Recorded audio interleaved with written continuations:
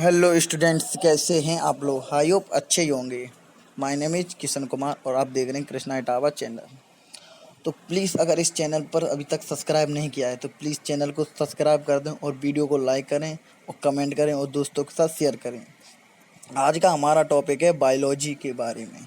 Biology के कुछ objective question जो कि बहुत इंपॉर्टेंट, आपको एंट्रेंस एग्ज़ाम, किसी भी मेडिकल एग्ज़ाम लें, पैरामेडिकल, बीएससी नर्सिंग और जो मेडिकल एग्ज़ाम है बहुत सारे, तो उसमें आपको यूज़फुल रहेंगे, आपकी मददगार रहेंगे। आप लोग बार बार कमेंट करके पूछ रहे सर क्वेश्चन कैसे आते हैं, कैसे बनते हैं, तो इस प्रकार क्वेश्चन बनते हैं। आज हम कुछ क्वेश्चन आपके लिए सॉल्व करेंगे विद पीडीएफ के साथ। इसकी पीडीएफ की लिंक डिस्क्रिप्शन में मैं दे दूंगा, आप मेरी वीडियो की लिंक में नीचे डिस्क्रिप्शन में, तो वहाँ से डाउनलोड कर लेना। तो वीडियो को चलते हैं, स्टार्ट करते हैं। तो आज का हमारा पहला क्वेश्चन है कि अंडाणु का निषेचन होता है। अंडाणु का निषेचन होता है, अंडाणु जो होता है उसका निषेचन कहाँ होता है?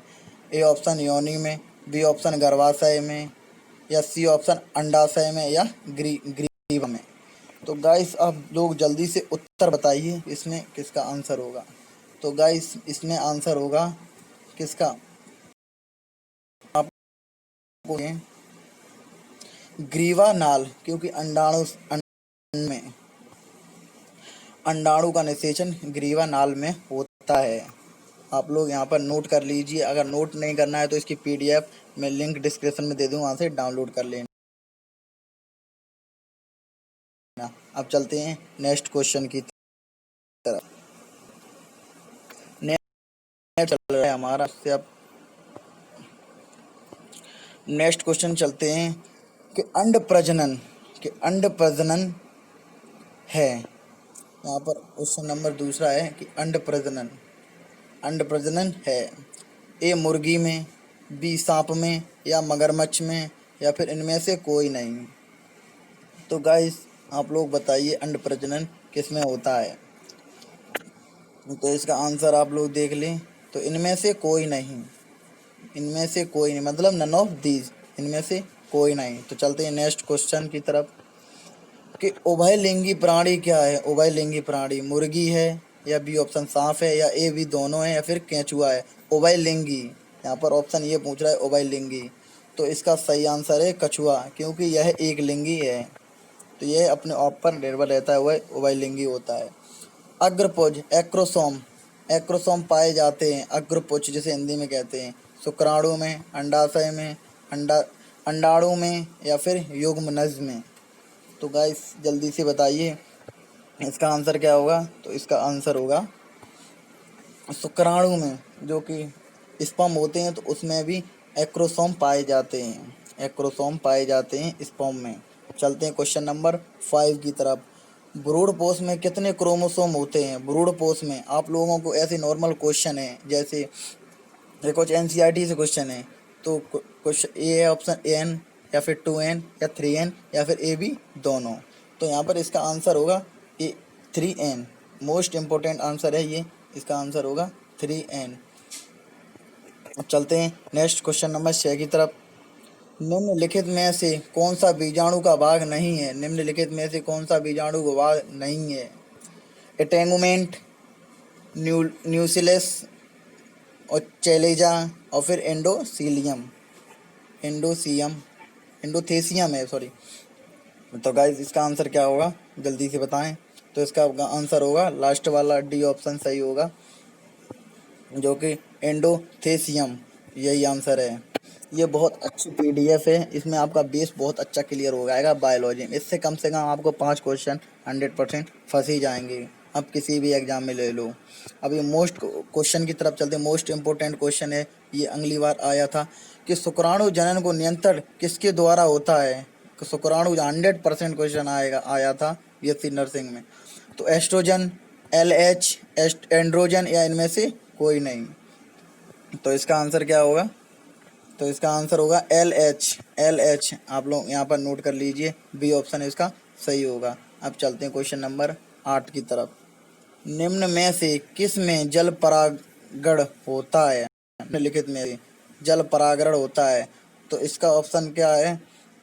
ये ऑप्शन है जलकुंभी, कमल, हाइड्रा, या फिर ए बी दोनों। तो इसका आंसर होगा जलकुंभी। ओ सॉरी हाइड्रा होगा, तो इसका आंसर होगा हाइड्रला। तो इसका आंसर सी ऑप्शन बिल्कुल सही है। चलते हैं क्वेश्चन नंबर 9 की तरफ। इसमें पूछ रहा है कि गैमीडस के युग्मन को कहते हैं, गैमीडस के युग्मन को कहते हैं परागण, परागण या फिर सिनगेमी या फिर पार्थेनोजेनेसिस, स्पोरोजेनेसिस। तो यहाँ पर ये भी कुछ अटकाने वाला सवाल है, तो इसका हम आंसर आप लोगों को अभी बता रहे हैं। तो इसका है सिनगेमी, बी ऑप्शन बिल्कुल सही है। यहाँ पर नोट कर लीजिए आप लोग। यहाँ पर आप 10 क्वेश्चन की तरफ बताते हैं। किस फल के बीज में चोर खाया जाता है? 100% क्वेश्चन एक बार आया था, ये 1 नंबर का क्वेश्चन है। आप लोग जायका फल, लीची, शरीफा या इनमें इनमें से सभी। तो गाइस इसका आंसर क्या होगा? लीची। लीची में जायका, लीची में चोर खाया जाता है। लीची मतलब जो बीज होता है उसमें लीची के बीज ही खाए जाते हैं। अब चलते हैं क्वेश्चन नंबर, अभी तो ये आया था क्वेश्चन, अब चलते हैं नेक्स्ट क्वेश्चन नंबर 12 की तरफ। अंडाणु का निषेचन होता है, अंडाणु का निषेचन होता है। क्वेश्चन नंबर 12 है, अंडाणु का निषेचन होता है योनि, गर्भाशय, अंडाशय या फिर ग्रीवा में। तो गाइस इसका आंसर सही होगा ग्रीवा नाल में अंडाणु का निषेचन होता है। चलते हैं क्वेश्चन नंबर 21 की तरफ। गाइस उसमें थोड़ा फ्रेंड्स उसमें थोड़ा कॉपीराइट आ गई थी, उसमें थोड़े क्वेश्चन मैंने वही अपलोड कर दिए थे, तो सॉरी उसके लिए। उसकी PDF में दे दूंगा, आप लोग खुद समझ जाएंगे। अब क्वेश्चन नंबर 21 की तरफ चलते हैं कि भ्रूणपोष की उत्पत्ति किससे होती है? भ्रूणपोष की उत्पत्ति परागण नलिका से, लघु बीजाणु से, लघु बीजाणुदानी से या फिर गुरु बीजाणु से। यहाँ पर भ्रूणपोष पूछ रहा है, तो सही उत्तर किसका है? गुरु बीज से। लास्ट ऑप्शन इसका डी ऑप्शन बिल्कुल सही है, गुरु बीज से होता है। चलते हैं एटोमोफिली, एटोमोफिली नामक परागण किसके होता है? एटोमोफिली पूछ रहा है यहाँ पर। एटोमोफिली आपने नाम सुना होगा। एटोमोफिली नामक परागण किसके द्वारा होता है? ए ऑप्शन चिड़िया, चमगादड़, हवा या फिर कीड़ा। एटोमॉफी नामक परागण किसके द्वारा होता है? तो गाइस यहाँ पर इसका आंसर सही होगा कीड़ा के द्वारा। इंटोमोफिली नामक। चलते हैं क्वेश्चन नंबर 23 की तरफ। यहाँ पर पूछ रहा है कि जिब्रेलिन, यहाँ पर पूछ रहा है जिब्रेलिन, जिब्रेलिन है मतलब व्हाट इज जिब्रेलिन, क्या है? ये हार्मोन्स या बी ऑप्शन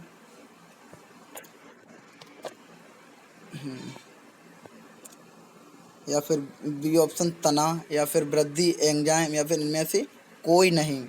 तो गाइस इसका आंसर क्या होगा? हार्मोन्स। इसका आंसर होगा पहला सही होगा, इसका आंसर होगा पहला हार्मोन। जो जिब्रेलिन है एक हार्मोन से है। क्वेश्चन नंबर 24 की तरफ चलते हैं। 24 में क्या है? सर्टेली कोशिकाएं पाई जाते हैं, सर्टेली कोशिका पाए जाते, कहाँ पाए जाते हैं? सॉरी, यकृत में, शुक्र जनन नलिका में, हृदय में या फिर अंडाशय में। ऑप्शन यहाँ पूछ रहा है कि सर्टोली कोशिका कहाँ पाई जाती हैं, तो इसका आंसर होगा शुक्र जनन नलिका में पाई जाती हैं। इसकी बी ऑप्शन बिल्कुल सही होगा, शुक्र जनन नलिका। तो 25 क्वेश्चन की नंबर गैमिट का निर्माण को कहते हैं गैमिटोजेनेसिस, साइकोकाइनेसिस, स्पेरोजेनेसिस, मायोसाइटस। अब इसका ये बहुत उलझाने वाले सवाल आ जाते हैं कुछ एक दो, तो इसका हम आंसर पूछते हैं गैमेटोजेनेटिस, गैमेटोजेनेटिस। तो क्वेश्चन नंबर 26 की तरफ चलते हैं कि निम्न में से किसके कॉपर टी रोकता है? किसके कॉपर टी रोकता है? ये निषेचन, आरोपण, अंडोत्सर्जन और वीर्यपतन। आपको जौन सा क्वेश्चन समझ में ना आए उसका मैं आपको बिल्कुल अच्छे से समझा दूंगा, बिल्कुल पूरी परिभाषा के साथ। बस कमेंट करके पूछना क्वेश्चन नंबर, मैं उसका आंसर दूंगा आपको व्हाट्सएप के डायरेक्ट DM के थ्रू। तो इसका आंसर हम बात करते हैं निषेचन। तो जो कॉपर टी रोकता है, जो जो इसका निषेचन है, ये कॉपर टी रोकता है। क्वेश्चन नंबर चलते हैं, क्वेश्चन नंबर 27 के। गर्भाशय एक पतली ग्रीवा द्वारा खुलता है। गर्भाशय एक पतली योनि में खुलता है, या जन्मनाल में खुलता है, या अंडाशय में, या कहीं नहीं। तो इसका आंसर क्या होगा? योनि में हमेशा। गर्भाशय की एक पतली ग्रीवा द्वारा खुला होता है, या एक योनि में खुला होता है। क्वेश्चन नंबर चलते हैं 28 की तरफ, कि इनमें से कौन ताम्र मोचक IUD है? 100% एक क्वेश्चन इससे रखा जाता है, IUD से। आप लोग नोट करते रहना। तो इसका ए ऑप्शन है ALG, लिप्सलोप्स, लिपसलोप, कॉपर टी, या फिर प्रोटेस्ट्रोसर्ट। तो इसका आंसर क्या होगा? कॉपर टी, मतलब सी ऑप्शन बिल्कुल सही होगा। क्वेश्चन नंबर चलते हैं 29 की तरफ। माला डी क्या है? Mala D, what is Mala D क्या है? ए बुखार की दवा, गर्भ निरोधक गोलियां, विटामिन की गोली, या फिर जॉन्डिस की दवा। ये रेगुलर भी आप लोगों को ज़रूरत पड़ सकती है। मतलब माला डी क्या है? तो इसका आंसर क्या होता है? गर्भ निरोधक गोलियां। सॉरी, रेगुलर तो नहीं, वो मैंने मतलब बोल दिया। इसमें ये गर्भ निरोधक गोलियां हैं। जो क्वेश्चन आप लोग मतलब यूज ऐसे ट्रिक बनाकर याद करें, जो तो आपको कभी ज़िंदगी में ना बोलें। आपको ट्रिक भी मैं अगली वीडियो में बता दूंगा, जिससे कि आपको सारे कुछ याद रहेंगे। अब क्वेश्चन नंबर 30 की तरफ चलते हैं, कि इनमें से कौन सी गर्भ निरोधक गोली है? ए ऑप्शन संगनी, सहेली, वाहिनी, या फिर सुहानी। तो बी ऑप्शन है इसका सही, सहेली। सहेली इसका आंसर बिल्कुल सही है, ये मुझे पता था। अब क्वेश्चन नंबर चलते हैं 31 की तरफ। रिलैक्सिंग स्रावित होता है, रिलैक्स मतलब रिलैक्सिंग कहाँ स्रावित होता है? गर्भाशय में, छपरा से, डिम्बाइनी नलिका से, अंडाशय से। तो इसका आंसर क्या होगा? अंडाशय से। और 33 क्वेश्चन की तरफ चलते हैं, 33 क्वेश्चन की तरफ।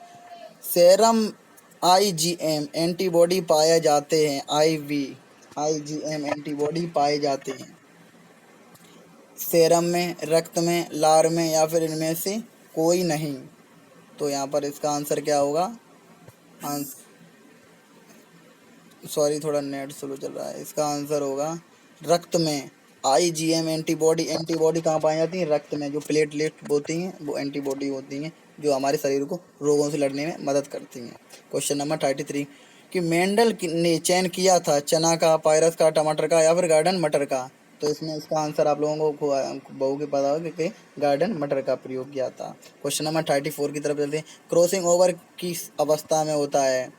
लेप्टिन की, लेप्टोप्टिन की, साइटोकाइनेसिस की, या फिर पेकिटिन की, या फिर डायकाइनेसिस की। तो इसका आंसर क्या होगा? पेकिटिन की। क्वेश्चन नंबर 35 की तरफ चलते हैं। अनुवांशिक के जनन किसको कहते हैं? हुगो डी व्रीज को, ए ऑप्शन, बी ऑप्शन मार्डन को, मेंडल को, या फिर डार्विन को। ये आप बहुकी भी अगर नहीं आता है तो आप लोग बायोलॉजी कभी नहीं पढ़े हैं। तो इसका आंसर क्या होगा? मेंडल। जो अनुवांशिक के जनक होते हैं उसे मेंडल को कहते हैं, अनुवांशिक का जनन। क्वेश्चन नंबर चलते हैं 36 की तरफ। शिशु के लिंग का आधार निर्धारण किसके द्वारा होता है? माता के, पिता के, दोनों के, या इनमें से कोई नहीं। तो इसका आंसर क्या होगा? दोनों के आधार, मतलब सी ऑप्शन बिल्कुल सत्य है। क्वेश्चन नंबर 37 की तरफ चलते हैं। निम्नलिखित में से द्विगुण संरचना है, अंडाणु की, जीवाणु की, युग्मनज की, इनमें से कोई नहीं। तो गाइस इसका आंसर क्या होगा? द्विगुण संरचना पूछ रहा है, इनमें से कोई नहीं। डी ऑप्शन बिल्कुल सही है। तो क्वेश्चन नंबर चलते हैं 38 की तरफ। DNA फिंगरप्रिंट्स निम्न में से क्या है? DNA फिंगरप्रिंट्स क्या होता है? DNA typing, DNA profiling, AB दोनों, या फिर बेस पेयरिंग। तो इसका ऑप्शन क्या होगा सही? AB दोनों, सी ऑप्शन बिल्कुल सही होगा। क्वेश्चन नंबर चलते हैं 39 की तरफ। DNA और RNA की भिन्नता है, फास्फोड को हराने में, फास्फेट के, डीऑक्सीराइबोज रहने में, राइबोज रहने में, या फिर साइटोसिन्स रहने में। इसका आंसर होगा राइबोजिस रहने में, जो राइबोस होते हैं उसे रहने में। तो इस और क्वेश्चन नंबर है आप 40 की तरफ चलते हैं। मानव का पहला मानव जैसा प्राणी को कहा जाता है होम्यो हेमियंस, होम्योसेपियंस या फिर होम्यो इरेक्टस या फिर इनमें से कोई नहीं। तो इसका आंसर क्या होगा गाइस, जल्दी से कमेंट बॉक्स में बताएं। इसका आंसर हम लोगों को कमेंट बॉक्स में सुनना पसंद करते हैं, क्योंकि अगर ये बहुत नॉर्मल क्वेश्चन है तो वीडियो को लाइक करें और दोस्तों के साथ शेयर करें। अब 24 क्वेश्चन आपको नेक्स्ट पार्ट में मिलेगा बायोलॉजी से। तो इसकी पीडीएफ डाउनलोड कर लें, लिंक डिस्क्रिप्शन में है और ये बहुत यूज़फुल है। तो प्लीज़ सब्सक्राइब चैनल को ज़रूर कर दें, सब्सक्राइब करना मत भूलें। आप लोगों के लिए बहुत टाइम निकाल के वीडियो बनाता हूँ। तो thanks for watching, thank you, bye bye, take care.